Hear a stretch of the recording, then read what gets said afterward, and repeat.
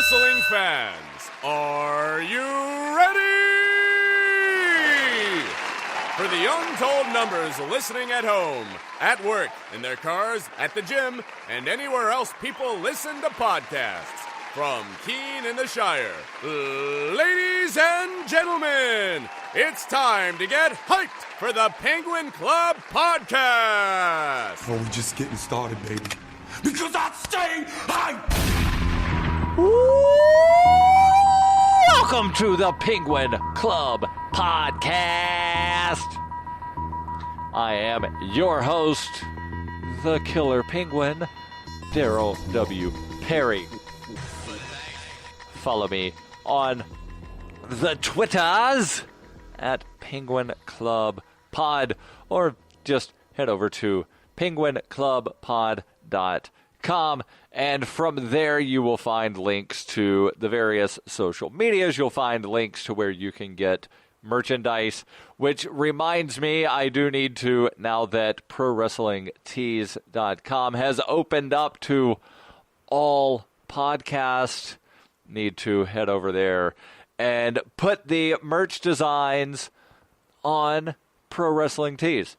Hopefully, I'll get that done before the next episode in 2 weeks. And in 2 weeks, I will be previewing the Royal Rumble. But today, even though I know the mixed match challenge, say that one 3 times fast. No, please don't. I realize that, that's not a WWE sort of exclusive thing, but I want to have an episode every 2 weeks, and I realize with the pay-per-view schedule coming up being kind of wonky, it might wind up being every 3 weeks for a little bit. I'm still not entirely positive how the schedule for the show is going to look heading into the future. But, yeah, let's talk about the Mixed Match Challenge. And maybe let's also talk about the greatest wrestling pay-per-view of 2018.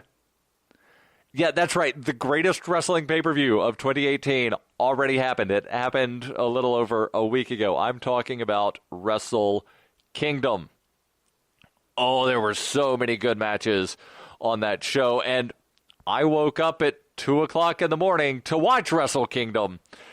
And let me tell you, it did not seem like it was a 6 or 7 hour show, however long it actually was. Because they had the New Japan Rumble as the official pre-card thing, and then they had the main card that had like 9 or 10 matches, all but one of which were title matches. Yeah, they've got a lot of titles over there in New Japan. And yeah, I realize not all of them are IWGP branded. There's also the Never Openweight Championship, the Never Openweight Tag Team titles. There's also the 6-man titles. And then they have the Junior Heavyweight titles, the Junior Heavyweight Tag title. They have a lot of titles in New Japan. Also, don't forget the U.S. Championship, the Alpha versus Omega match, the Kenny Omega versus Chris Jericho. Jericho calling himself the Alpha as sort of that contrast between Alpha and Omega. Yeah, so we'll probably wind up talking about that. But let's talk about this Mixed Match Challenge. Now, exactly what is it going to be? Up until earlier today, WWE had not released a ton of information about this thing. But they did wind up not only releasing a bracket that I'll go over, but also releasing information about, apparently this is going to be a tournament where money winds up going to charities, and the charities have already been announced. So let me jump into here the report from WWE about the 12 charities with the Mixed Match Challenge. They say WWE unveiled the 12 charitable organizations paired up with WWE superstars competing in the Mixed Match Challenge, a single elimination mixed tag team tournament where the winning team will receive $100,000 to support their charity of choice. And again, charities are already mentioned, which means you might possibly be able to predict who's going to wind up winning this tournament. Maybe. I'm definitely going to use these charities to sort of influence my picks in this tournament, but let me continue. In addition to the grand prize, again, of $100,000 to the charity of the team's choice, each team's charitable organization will automatically receive $10,000.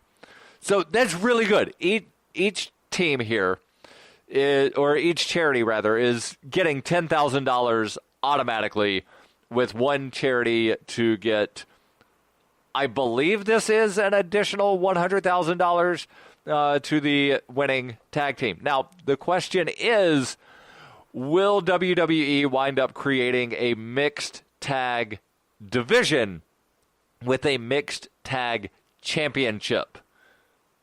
Maybe I'm doing some wishful thinking here, but if you look at the other tournaments that they have done, with the exception of the Dusty Rhodes Invitational Tag Tournament in NXT, where NXT already has a tag team championship belt, WWE has created, well, and also the Mae Young Women's Class. So I guess really there's only been one tournament where WWE created a belt, that being the Cruiserweight Classic.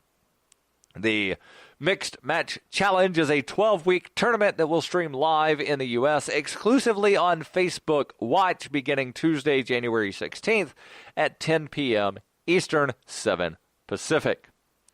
WWE says giving back is in WWE's DNA and part of our long history. So we're thrilled that each Mixed Match Challenge team will compete to win the grand prize of $100,000 to support the organizations that are truly important to them. That being a quote from Michelle Wilson, WWE Chief Revenue and Marketing Officer, who continues, this unique and exciting content partnership with Facebook allows us to raise awareness and funds for important initiatives and supports our mission of putting smiles on people's faces around the world.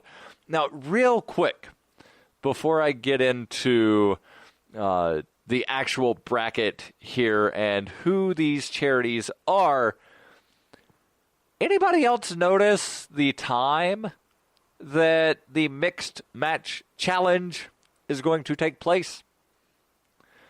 Yeah, Tuesdays, 10 o'clock Eastern on Facebook. What else happens on Tuesdays at 10 o'clock Eastern? Yeah, that's right, 2:05 live. So WWE here is putting up something to directly compete with another WWE product. Now, I realize one of these is on Facebook and the other is on the network, but it's going to be very telling to see if the Facebook Watch winds up getting a lot more people than what are already subscribed to the network. Now, I've heard rumors and rumblings, and, you know, take those with a very, very, very, very, very small grain of salt. But there are rumors and rumblings that this is some kind of experiment to see if Facebook might wind up competing with USA Network for the broadcast rights of Raw and SmackDown when that contract comes up next year. I don't know if WWE would want to give up the, and I realize USA Network is technically not broadcast, it's on cable, but it seems to be on, you know, like all of the basic cable packages, which is basically akin to broadcast television. Because remember a couple of years ago when the NFL signed some kind of thing to put, what was it, Monday Night Football on ESPN, everybody was, it's no longer on broadcast television. but it's in basically the same number of houses as what broadcast television would have been in. So, yeah, knowing that Facebook has more users than there are cable subscribers, it's going to be interesting to see what sort of viewership this winds up getting.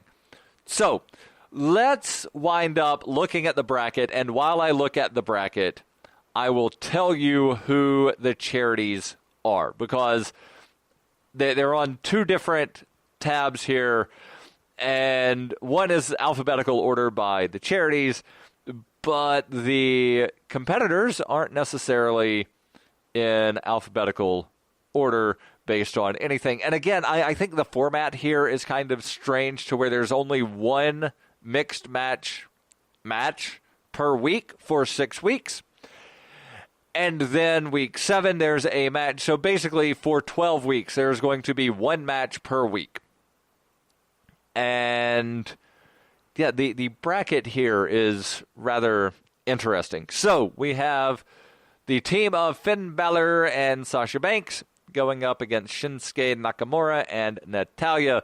The Balor-Banks charity is the Special Olympics.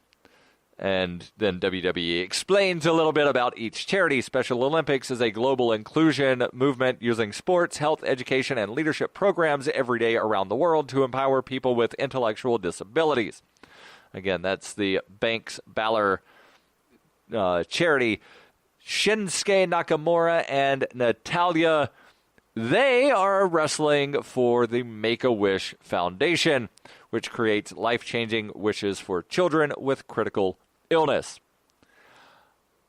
I'm going to go with Finn Balor and Sasha Banks on this one, with the winner facing the team of The Miz, not Maurice, but The Miz and Asuka, going up against Big E and Carmella. The Miz and Asuka are representing Rescue Dogs Rock, which is an animal rescue organization whose goal it is to provide homeless, neglected, or abused dogs the medical care they need and the loving home they deserve. Big E and Carmella fighting for Kaboom, which is dedicated to making sure all kids get the childhood they deserve through great, safe places to play. You know, I don't think anybody's ready for Asuka. So I'm going to go with The Miz and Asuka here, unless they wind up having The Miz eat the pinfall. Because there is no way Asuka eats the pinfall against Miss Money in the Bank here. They have to protect Asuka. So, yeah, this, again, it's tricky. Because in a one-on-one matchup, Asuka would definitely beat Carmella. In a one-on-one matchup, Big E should wind up beating The Miz. But, yeah, I'm going to say nobody's ready for Asuka. Asuka and The Miz wind up picking up the win, and then they go on to face Balor and Banks. And I think Finn Balor has to pick up the win over The Miz, which means that Balor Banks wind up going to the semifinals. Next, we have Braun and Becky. Or, no, not Braun and Becky. It's Braun and Alexa versus Sami Zayn and Becky Lynch. Braun and Alexa are fighting for Connor's cure. Well, that right there tells you that Braun and Alexa are going to win this entire thing, right? Because Connor's cure is so closely tied to WWE. Again, Connor's Cure raising awareness and funds for pediatric cancer research in partnership with the V Foundation and Children's Hospital of Pittsburgh. And they're going up against that being the team of Braun and Alexa versus Sami and Becky.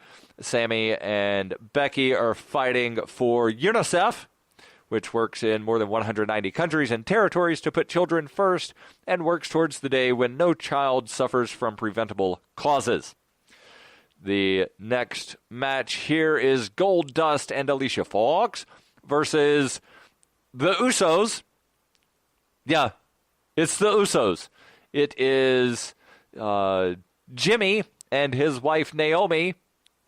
Yeah, that's right. Naomi is an Uso. They're fighting, the Usos here fighting for Boys and Girls Club of America. Goldust and Alicia Fox are fighting for Hire Heroes USA, which empowers U.S. military members, veterans, and military spouses to succeed in the civilian workforce. You've got to have the Usos go over here. And then Usos will wind up getting beat by Braun and Alexa. Braun and Alexa will wind up beating Balor and Banks to go into the championship. And then we have weeks 5 and 6 that we need to look at, where we have Elias and Bailey fighting on behalf of AmeriCares, which helps save lives and improve health for people affected by poverty and disaster, going against Rusev Day and the lovely Lana. Rusev and Lana fighting for Global Citizens, which encourages the collective action of people around the world with the goal of ending extreme poverty by 2030. I think you've definitely got to have Rusev wind up picking up the win here, although I would love to see Elias and Bailey go on, which they could wind up making it all the way to the semifinals, even if they do lose. Asterisk, I'll explain. Rusev winds up going over here. Apollo Crews and Nia fighting for... Where is that here? Is Susan G. Komen Foundation with a mission to save lives by meeting the most critical needs in communities and investing in breakthrough research to prevent and cure breast cancer. Apollo and Nia going up against the glorious Flair of Bobby Roode and Charlotte Flair. And yeah, you see what I did there. Glorious Flair. They're fighting for Girl Up, which is a United Nations Foundation initiative which inspires and connects girls globally through its leadership program that positions girls to be the change makers in their communities. You've got to have Glorious Flair go over here. I think also Glorious Flair will wind up beating Rusev and Lana. And then in the semifinals, you've got to have Glorious Flair go up against Elias and Bailey, although we don't know who the other team will be that fights Glorious Flair. And why do we not know that? Well, because that semifinal matchup is going to be Glorious Flair, in my opinion, versus the Second Chance fan vote. Yeah, that's right. One of the teams that has been eliminated in either the first or second round, it looks like, because they don't give a specific of who is eligible for the Second Chance fan vote, other than to say the WWE Universe will have the ability to give an eliminated team a second chance in the tournament.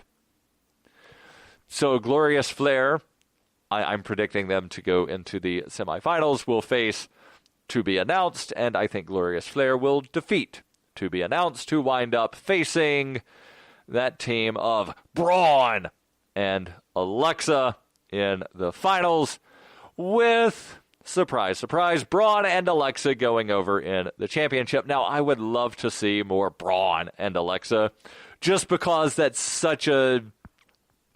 I don't want to say dynamic duo because that sounds too much like iconic duo, which is already a team, but a contrast there to where you've got, big, hulky Braun, and then you've got tiny little petite Alexa. And Alexa is trying to be all big and bad and fierce. And if you listen to me, Braun, we can win this thing. And he's like, whatever, I'm not finished. So, yeah, I love that matchup. And it's going to be interesting to see how that winds up playing out over the coming weeks, and whether or not this will wind up, crossing over, if you will, into the actual storylines on Raw and SmackDown. Now, I know they've had the little vignettes where there's been a little bit of, backstage sort of stuff, but will this actually wind up playing out to where when Alexa has a match, Braun comes out to sort of play bodyguard? Will Alexa come out with Braun? Will Becky Lynch start hanging out with Sami and Kevin? Will Naomi come out and start hanging out with her husband? We already know that Lana and Rusev, while in real life they're connected, they wound up getting separated on camera a while back. I definitely want to see more of Glorious Flair hanging out and doing the whole, like my robe is better than your robe sort of thing. And then some of these other ones, Sasha Banks, I would love to see Sasha Banks start hanging out with the club. Yeah. Finn Balor hanging out with his buddies, doing the club thing again.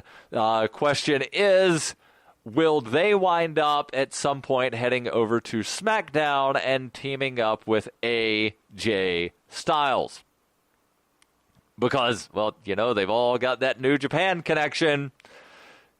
They were all part of the Bullet Club in New Japan. Now, then there's the question of when's the next superstar shakeup? I'm going to guess they'll have it sometime after the Royal Rumble, possibly after WrestleMania, which by definition is after the Royal Rumble. It's just not immediately after the Rumble. And again, I'll preview all of the Rumble matches, and some of them we don't actually know what's going to happen. Will there be title defenses for the women's titles at the Royal Rumble? Will all of the women be in the women's Rumble? Will only the men's titles be defended? The world may never know. Actually, yeah, we will know. We just don't know at this point. So let's look at Wrestle Kingdom 12, because again, that was such an amazing event. I have to say, I've not actually watched any wrestling since Wrestle Kingdom 12. Now, I did see some of the clips from New Year Dash, also from New Japan, but I've not actually watched any full matches. Now, part of that is because, I've had other things happening at the times that Raw and SmackDown would be on. And also, I've not really gone out of my way to watch Raw and SmackDown just because I do get the recaps in so many different ways to where I kind of feel like I've seen Raw and SmackDown. And from what I'm hearing, it's not that exciting. But really, after watching Wrestle Kingdom, there's not a lot that's going to wind up living up to Wrestle Kingdom. So let's look at this card. Again, the New Japan Rumble, again, very early in the morning, 2 o'clock on the East Coast. And yeah, I went to bed early the night before so that I could wake up and watch this entire thing live. New Japan Rumble won by Masahito Kakahari, who is someone that I was not familiar with at all. Some of these wrestlers I was vaguely familiar with. A name that WWE fans, especially of old, would recognize, Taka Michinoku. Holy crap, did he look amazing. Like, he was in amazing shape. And when he came out, I'm thinking, that guy looks familiar. Like, I've seen that guy before. And then they said, that's Taka Michinoku. Holy crap. And yeah, for being 44 years old, this dude is in amazing shape. The other people that might be familiar to casual fans, while you probably have never heard of David Finlay, you have heard of his daddy, Fit Finlay. Yeah. Fit Finlay has a son who wrestles in Japan. Jushin Thunder Liger, who has wrestled in NXT, used to wrestle in WCW. He's wrestled all over the world. He was also in the New Japan Rumble. And then somebody that, while he's a comedy wrestler, he's fairly decent in the ring. This dude's just really, really tiny. Wikipedia lists him as being 5'8", which is not a short guy, but he only weighs, again, according to the Wikipedias, 136 pounds. And how did he get the name Cheeseburger? Well, apparently somebody not too long ago saw him at some wrestling show and said, dude, you need to eat a cheeseburger because, cheeseburger will add some weight to you. Yeah, so Cheeseburger, a fairly small guy, he was in the Rumble, and he was actually he was the last guy to be eliminated, again, by Masahito Kakahara, who had a very interesting story that I'm glad there was English announcers to explain this, that he had recovered from some cancer and wound up surprise entrant in the Rumble. He is also a 45-year-old man. Again, surprise entrant in the Rumble. I don't think anybody was expecting him to be in the Rumble, much less win the Rumble. So, good opening match. And then we had the Young Bucks versus Roppongi 3K. 3K because they are 3,000 times better than Roppongi Vice. Rocky Romero being their manager. Sho and Yo, Roppongi 3K, were the champs heading into the match. They wound up being defeated by the Young Bucks, who are now, I believe it's 7-time IWGP Junior Heavyweight Tag Team Champions. Then there was a gauntlet match for the Never Openweight 6-Man Championship, that being won by Chaos. Chaos being a giant faction. The three members representing Chaos were Trent Beretta, who's now going by just Beretta, Tomohiro Ishii, and Toru Yano. Beretta winning his first match, or title, not first match, but first title as something other than a junior heavyweight. Kota Ibushi beat Cody in an amazing match. Los Ignorables de Japón, and yes, I know I butchered the pronunciation there. That being the team of Evil and Sonata, defeated the Killer Elite Squad of Davey Boy Smith Jr. and Lance Archer, formerly Lance Hoyt. Archer and Smith, just a monster team that wound up being defeated in a very good match.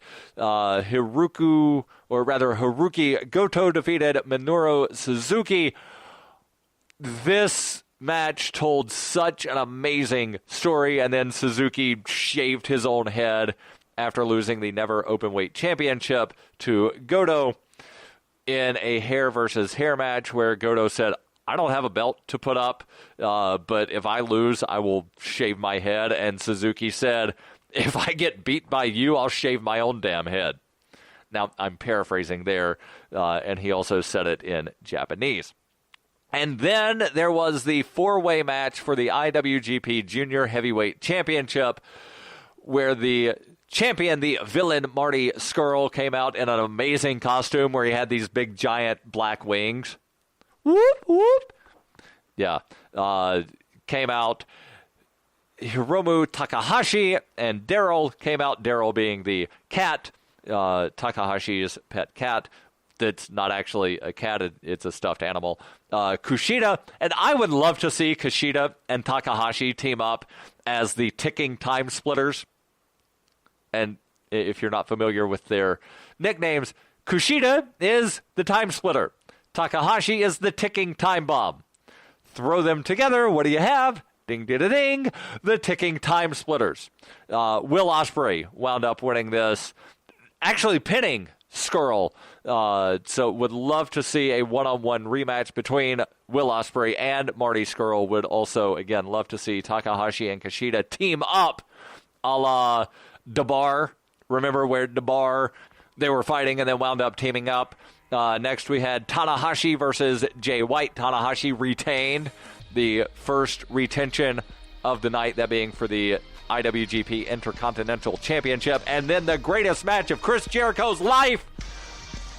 Yeah, he didn't win. It was still the greatest match of his life. He got beat by Kenny Omega, the cleaner, in the United States Heavyweight IWGP Championship. And then Okada wound up retaining against Naito. What is going to happen with Naito? Well, he got attacked by Jericho the next night. I'll be back in 2 weeks. Till then, goodbye and good night.